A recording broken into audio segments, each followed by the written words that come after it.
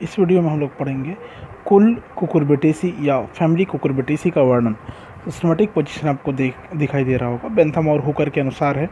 Kingdom है Plantae kingdom, पादप जगत। सब किंगडम है फेनोरोगेम्स या पुष्पी पादप का समूह। डिवीज़न है, प्रभाग है द्विबीजपत्री डाई कॉटिलीडन, ठीक है, जिसमें 2 बीजपत्र पाई जाती है। क्लास है पॉलीपेटली, पृथक दली, सारे दल अलग अलग होंगे। सीरीज़ है कैल्सी फ्लोरी, कैलस के समान, इसमें कैलस के समान संरचना जायांग या ओवरी की बनेगी। ऑर्डर है, गण है पैसिफ्लोरेलीज, और आखिरी में आता है फैमिली या कुल कुकुरबिटेसी। डिस्ट्रीब्यूशन में जाएं तो सबसे पहले हमको ये समझ में आता है कि 110 वंश और 650 जातियाँ सम्मिलित है। उष्ण और सब ट्रॉपिकल या उपोष्ण में ये उगने वाले प्लांट के रूप में जाना गया है। करीब 37 वंश और 97 प्रकार की प्रजातियां या जातियां भारत में विद्यमान हैं। स्वभाव के बारे में बात करें तो अधिकांश पौधे आरोही बोसाई एक वर्षीय शाक के रूप में हो सकते हैं। कुछ बहुवर्षीय शाक झाड़ी वृक्ष से भी उदाहरण मिलते हैं, जैसे डेंड्रोसियोसास करके एक वृक्ष का उदाहरण है, इसमें मिलते हैं आपको। ठीक है, द्विबीजपत्री था तो जड़ इसमें मूसला जड़ तंत्र होता है। ठीक है, बाकी के पूरे कैरेक्टर को हम एक एग्जाम्पल के द्वारा पढ़ेंगे। घिया तोरई, आप जानते हैं घिया तोरई, इसको सब्जी के रूप में कई लोग उपयोग करते हैं। औषधि गुण रखता ही है। स्वभाव के बारे में बात करते हैं, अभी पढ़ रहे थे स्वभाव। एक वर्षीय आरोही शाख और कृषित हो सकते हैं। मूल की बात करें, हमने वहाँ पर भी बताया था, मूल आपको मूसला जड़ तंत्र होता है। स्तंभ अगर तने की बात करें तो तना निर्बल, प्रताना आरोही, साकी, पंचकोणी, खोखला, शाखी, रोमिल, हरा रंग और रसदार व कोमल हो सकता है। देखिए शाकी पौधा है। ठीक है, पत्ती की बात कर रहे हैं तो पत्ती देखिए कैसे दिखाई दे रहे हैं, सबवृंती है, डंठल है इसमें। अनुपर्णी, सरल है, सरल प्रकार की पत्ती है। एकांतर है, अल्टरनेट उगने वाली पत्ती होती है। हस्ताकार होती है, जालिकावत शिराविन्यास इसमें प्रेजेंट होता है। पुष्पक्रम की बात करते हैं, इसके फ्लावर को जब हम लोग देखते हैं, पुष्पक्रम में फ्लावर को जब हम लोग देखते हैं तो फ्लावर में या पुष्प में हमको एकल कक्षी प्रकार का पुष्पक्रम दिखाई देता है। सॉलिटरी एक्सिलरी प्रकार का पुष्प दिखाई देता है। नर पुष्प एक ही कक्षा से समूह में एक वृंत पर निकलते हुए दिखाई देते हैं। ठीक है, फ्लावर एक लिंगी होता है, सहपत्र रहित होता है, अपूर्ण होता है, पंचभागी होता है, पीले चक्रीय, एक्टिनोमार्फिक, पेरिगाइनस। पौधे मोनोसियस, नर व मादा पुष्प एक पौधे पर आपको देखने को मिल जाएंगे। नर और मादा पुष्प एक ही पौधे पर देखने को मिल जाएंगे। कहने का मतलब इस पौधे में नर पुष्प वाला पौधा अलग और मादा पुष्प वाला पौधा अलग होता है। ठीक है, नर पुष्प मतलब एक ही पौधे में दोनों है ना, नर व मादा पुष्प एक ही पौधे पर रहेंगे, मतलब अलग अलग फ्लावर मिलेंगे, ऐसा कहेंगे।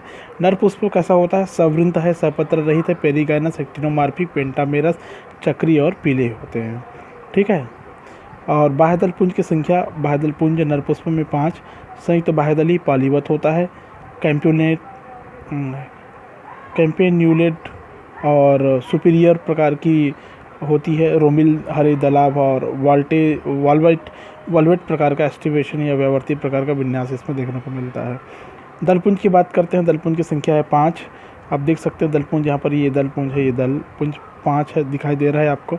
इससे पहले हमने कैलिक्स पढ़ा था, कैलिक्स की संख्या भी 5। संयुक्त बाह्यदली आपस में जुड़ा हुआ दिखाई दे रहा है।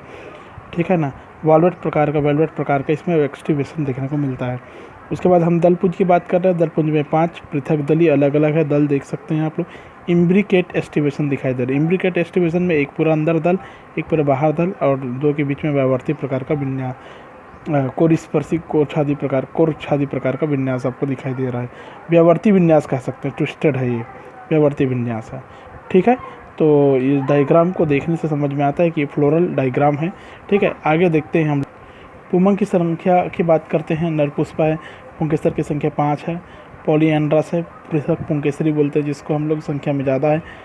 5 में से 4 पुंकेसर 2 जोड़ों में, प्रत्येक जोड़े में 2 पुंकेसर निचले भाग से जुड़े हुए दिखाई देंगे, मतलब 2, 2 और 1 के क्रम में विन्यस्त रहेगा। देखो एंड्रोशम लिखा है, 2, 2 और 1 है ना। 5वां स्वतंत्र होगा, 1 नंबर का 1 है सिंगल, वो स्वतंत्र होगा। कोष्ठी बहिमुखी, परंतु रोमिल रंग पीला होगा। जायांग की बात करें तो जायांग मेल फ्लावर में अनुपस्थित होता है। ठीक है, अब फीमेल फ्लावर की बात करें, मादा पुष्प की बात करें, तो इसके जो फ्लावर होते हैं इपिगाइनस होता है, सवृंता होता है, सहपत्र रहित होता है, एक्टिनोमार्फिक, एकलिंगी, चक्रीय और पीले हो सकते हैं।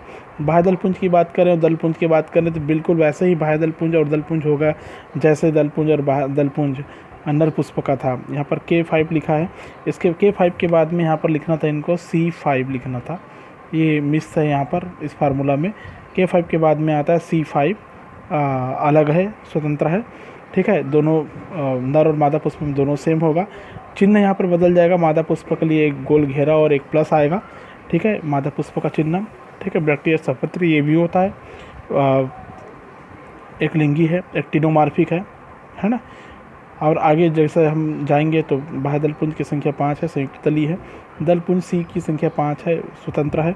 एंड्रोशियम की संख्या 5 है, जिसमें से 3 अलग अलग ग्रुप में बटा हुआ, 2 आपस में जुड़ा हुआ, 2 आपस में जुड़ा हुआ, 1 स्वतंत्र। जाइनस या जाइनीशियम मतलब जायांग की संख्या यहाँ पर 0 नर पुष्प में, और लेकिन मादा पुष्प में त्रिअंडपी होता है। इसके जगह में 0 के जगह में 3 लिखा हुआ दिखाई देगा, ये देखिए त्रिअंडपी होता है, ठीक है। युक्त अंडपी है, अंडाशय इन्फीरियर होता है, मतलब ऊपर लाइन खींचा हुआ दिखाई दे रहा है आपको, इन्फीरियर प्रकार का ओरी है। पेरेंटल प्रेजेंटेशन होता है, वर्तिका बेलनाकार हो सकता है।